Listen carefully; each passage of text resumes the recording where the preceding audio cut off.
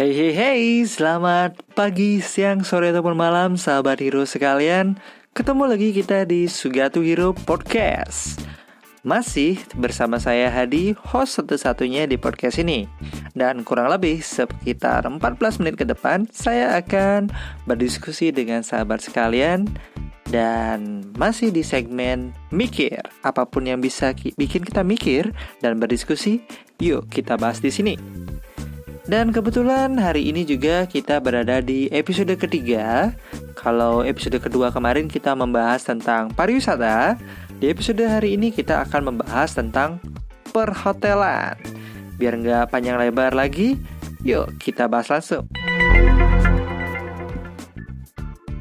Baiklah sahabat hero sekalian, semoga selalu dalam keadaan sehat dan berbahagia ya. Nah berikutnya ngomong tentang hotel atau industri perhotelan. Saya rasa sih teman-teman sekalian sudah pernah dengar, bahkan sudah jamak atau istilahnya sudah familiar banget dengan kata-kata hotel. Namun hari ini saya ingin menyampaikan yang sedikit berbeda lah ya. Kita coba bongkar dari pengertian hotel itu dan jenis-jenis hotel itu seperti apa saja sih gitu ya. Jadi semoga informasi ini bisa bermanfaat. Nah dari yang pertama, hotel itu memiliki pengertian dari masing-masing teori banyak sekali yang saya sempat kumpulkan ya.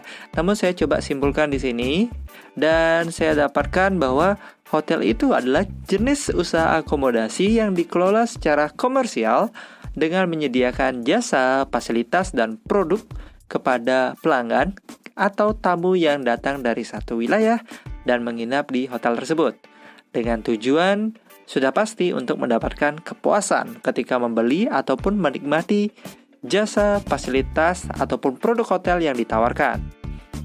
Nah, itu dulu nih kesimpulannya ya. Kemudian kita bahas lagi nih sebelum bahas tipe hotelnya ya, kita ngomongin produknya dulu. Hotel biasanya secara umum itu memiliki dua jenis produk. Jadi produk yang tangible sama produk yang intangible. Tangible adalah produk-produk yang berbentuk ya, atau produk fisik ya, yang bisa disentuh, dilihat ataupun diraba. Kemudian diraba apaan emangnya ya? Kemudian yang kedua ya, intangible. Intangible adalah produk non fisik. Jadi kita nggak bisa lihat tetapi kita bisa rasakan. Contohnya seperti jasa, pengalaman menginap, rasa senang, rasa puas gitu misalnya, itu termasuk intangible. Nah, ngomongin industri perhotelan sering juga disebut sebagai hospitality industry. Kenapa disebut hospitality? Kalau kita cari terjemahannya di kamus, itu berarti keramah tamahan. Karena hotel lebih menonjolkan kesan pertama kepada tamunya. Yang tujuannya seperti tadi di pengertian ya, kepuasan tamu adalah prioritas utama dari hotel tersebut, gitu, biar gak terputus ya kata ternya. Nah, itulah kenapa disebut hotel industry. Jadi mirip-mirip dengan hospital, rumah sakit, tetapi di sini disebut hospitality karena operasionalnya itu selalu ada ramah tamah. Kalau teman-teman sudah lihat staf hotel yang tidak ramah, berarti itu bukan staf hotel ya kan? Itu adalah staf yang tersesat. Jadi itu yang harus kita bangun ya. Jadi staf hotel itu sesuai dengan namanya hospitality industry, harusnya staf hotel itu adalah sosok yang ramah dan sopan lah istilahnya ya. Lebih istilahnya easy going lah. Jadi mudah bergaul dan juga mengedepankan keramahan. Atau istilahnya bisa membangun first impression. Jadi kesan pertama. Oke lah sahabat hero sekalian, jadi kita lanjut saja. Hotel itu ternyata dibagi menjadi beberapa ya. Di sini dibagi berdasarkan kamarnya, berdasarkan area, juga berdasarkan tujuan hotel itu dibangun, periode openingnya atau periode buka hotel tersebut, dan terakhir itu berupa jenis hotel yang berdasarkan level atau fasilitasnya. Nah, kalau ngomongin di awal nih, dari yang pertama ya, ngomongin hotel berdasarkan jumlah kamar. Dalam kategori ini ya kan, hotel itu dibagi menjadi 3, yaitu ada hotel kecil, hotel medium, dan hotel besar. Small hotel atau hotel kecil biasanya jumlah kamarnya antara rentang 1 sampai dengan 50 kamar.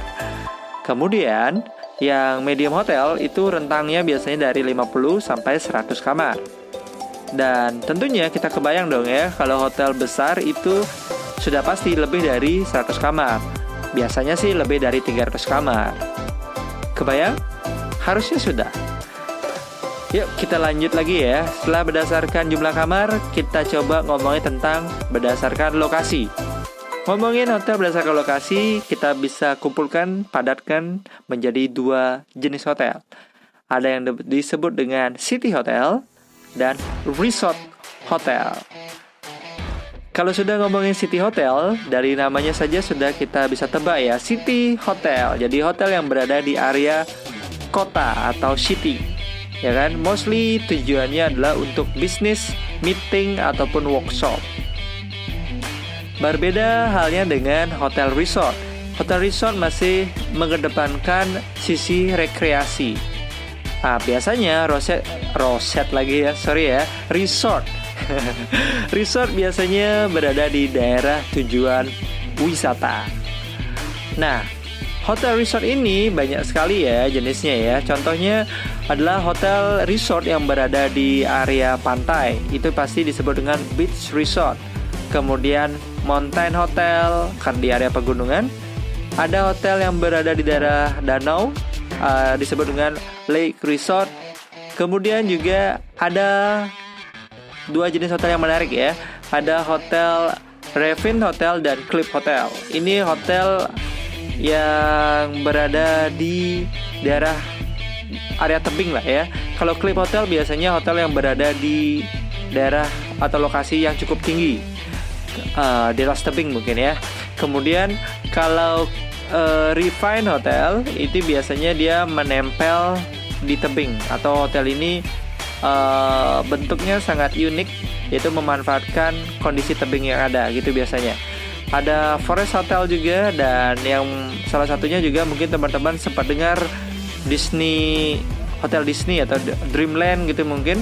Nah, ini termasuk dengan amusement park hotel. Jadi hotel yang konsepnya adalah dunia-dunia fantasi seperti itu.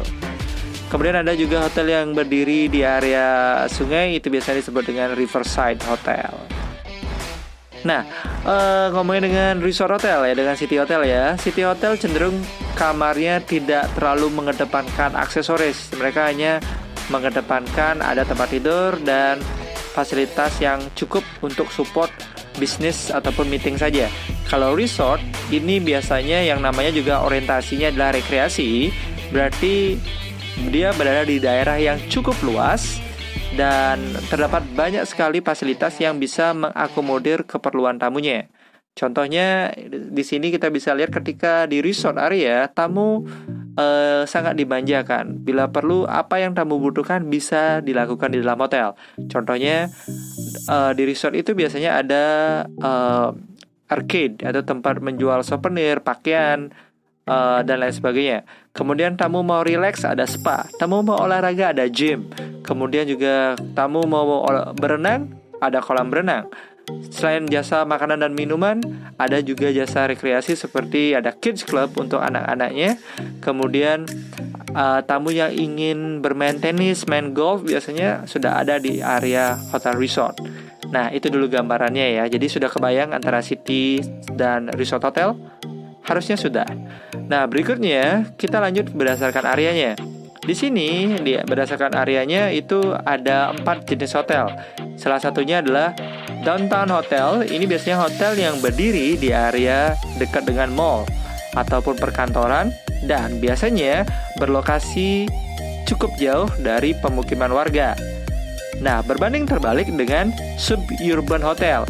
Kalau suburban hotel ini berada di dekat atau bahkan bisa bercampur dengan pemukiman warga. Itu suburban hotel namanya. Kemudian ada juga country hotel. Ini biasanya mencari area-area pedesaan yang bisa dibilang minim noise ataupun keributan kendaraan lalu lalang, dan juga polusinya masih sedikit. Dan berikutnya kita ngomongin tentang hotel airport. Itu adalah hotel yang berdiri di airport, biasanya ditujukan untuk tamu-tamu yang transit ataupun untuk kru. Nah, selain hotel juga ada jasa akomodasi lainnya seperti lodgement, ada motel, ada inn juga. Tapi itu bisa dicari lagi ya, di googling aja dulu. Tipe-tipenya kita nggak bahas di sini.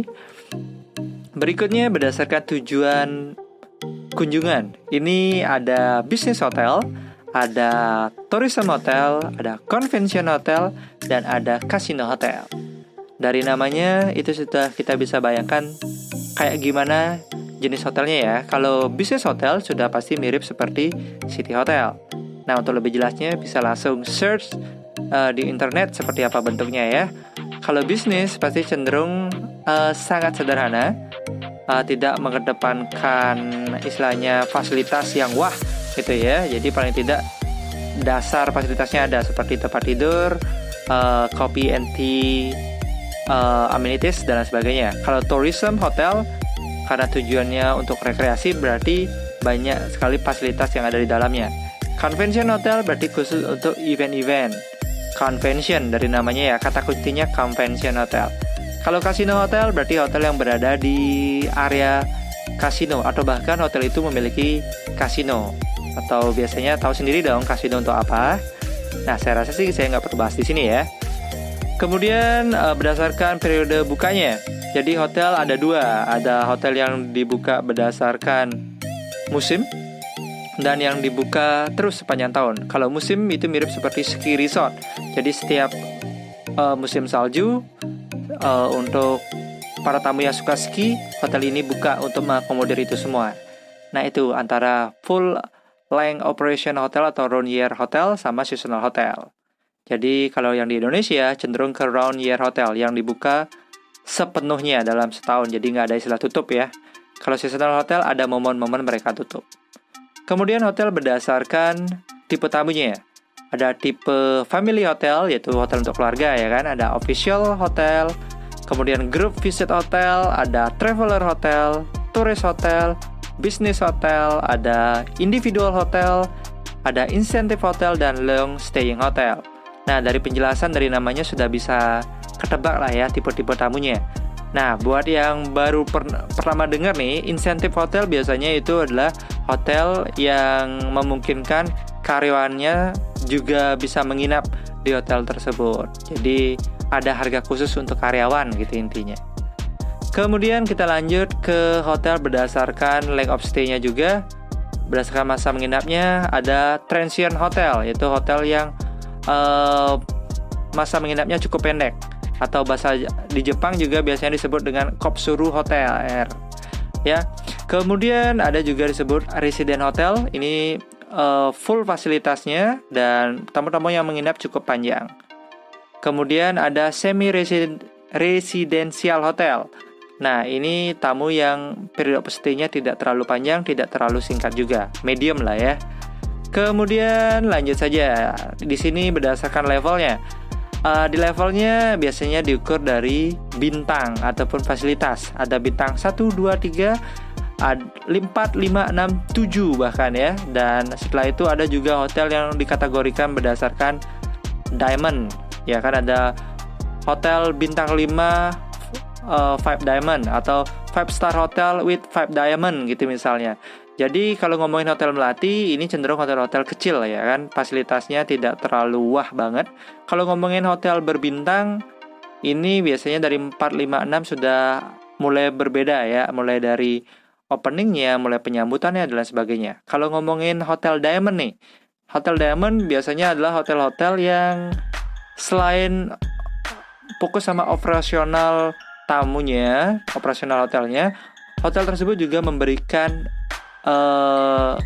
apa istilahnya ya, partisipasi positif terhadap lingkungan sekitar. Salah satunya adalah gerakan-gerakan Go Green, kemudian ada CSR-nya pada masyarakat sekitar, kurang lebih seperti itu. Jadi ada kepedulian terhadap lingkungan lah intinya. Nanti bisa di googling lah, kayak gimana sih spesifikasi hotel-hotel yang diamond ataupun yang berbintang itu. Nah, saya rasa itu aja dulu ya tentang hotel. Nanti kita bahas lagi tentang departemen yang ada di hotel sama apa saja sih yang harus dilakukan sebagai staf hotel. Oke, terima kasih buat sahabat Sugatu Hiru Podcast yang sudah nonton. Sampai ketemu